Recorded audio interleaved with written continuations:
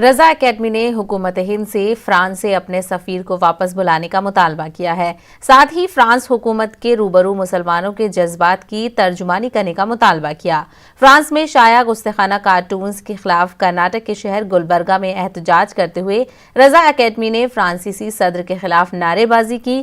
رضا academy نے اقوام متحدہ سے بھی مذہبی پیشواؤں کی توہین کے خلاف قانون سازی کرنے کا مطالبہ کیا ہے۔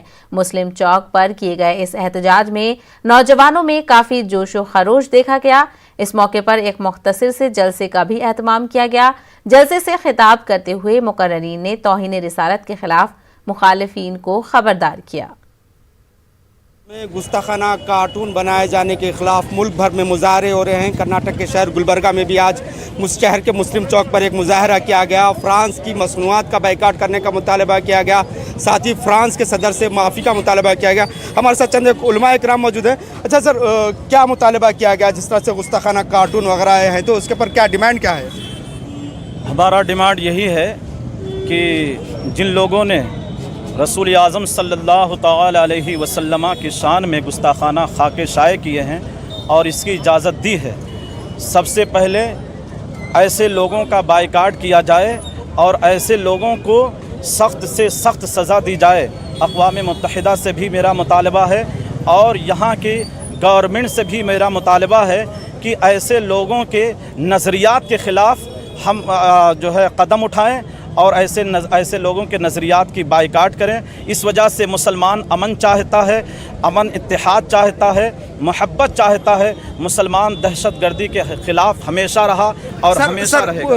اظہار خیال کی آزادی ایک انسان کا بنیادی حق ہے، تو جو ممالک کہہ رہے ہیں کہ جو اظہار خیال کی آزادی کے تحت وہ بات کی گئی ہے۔ سب سے پہلے تو آپ نے جیسے پہلے سوال کیا تھا آپ کیا چاہتے ہیں، تو رضا اکیڈمی کی طرف سے 3 مطالبات ہمارے ہیں۔ پہلے یونائٹڈ نیشن میں ایک قانون پاس کیا جائے کہ پوری دنیا بھر میں جہاں بھی سرکار دو عالم صلی اللہ علیہ وسلم کی شان اقدس میں گستاخی اگر کی جائے تو اس کو سزائے موت کا قانون بنایا جائے، یہ پہلا مطالبہ ہے۔ دوسرا مطالبہ یہ ہے کہ صدر فرانس اس پر معافی مانگے اور اس کو اس پر سارے مسلمانوں کی جو دل آزاری ہوئی ہے اس پر معافی طلب کرے، دوسرا مطالبہ ہے۔ تیسرا مطالبہ ہمارا یہ حکومت ہند اپنا امبیسڈر وہاں سے واپس بلائے، اس لیے کہ یہ سارے ہندوستان کے مسلمانوں کے جذبات کا ایمانی مسئلہ ہے۔ اور ہاں دوسرا سوال جو آپ نے کیا ہے کہ آزادی خیال کا اختیار ہے، آزادی خیال کے اختیار کے نام پر سرکار کی شان میں گستاخی کی جو بات ہے اسے ہم برداشت نہیں کریں۔ سر، کیا دوسرے مذہبی رہنما، آپ صرف پیغمبر اسلام کی بات، کیا دوسرے مذہبی رہنماؤں پر بھی اگر سے تصدیق کی جاتی ہے کیا اس پر قانون نہیں بننا چاہیے؟ یقیناً بننا چاہیے۔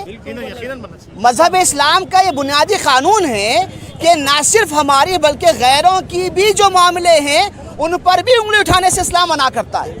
اسی لیے ہم یہ کہیں گے کہ جہاں پر بھی جس کسی کے ساتھ ایسا معاملہ ہو ہم اس کے خلاف میں کھڑے ہیں۔ سر، فرانس کے مصنوعات کی بھی بائیکاٹ کی بات کی جائے تو کس طرح سے مہم چلائی جائے گی جس سے کہ فرانس کے مصنوعات کی بائیکاٹ کے جو پروڈکٹس ہیں فرانس کے؟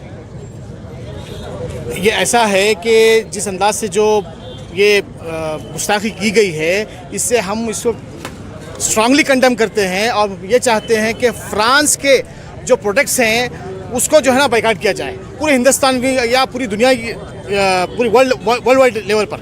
اس سے کیا میسج کیا جائے گا؟ اس سے میسج یہ جائے گا کہ ان کو اس کا سبق حاصل ہوگا اور آئندہ اس طرح کی گستاخانہ حرکت نہیں کریں گے وہ لوگ۔ اور چونکہ اکنامی ان کی ڈسٹرب ہوگی تب ان کو سمجھ میں آ جائے گا کہ بھئی یہ جو گستاخانہ جو حرکت ہے ان کی یہ نہیں کرنا چاہیے۔ بس یہی ہمارا مطالبہ ہے۔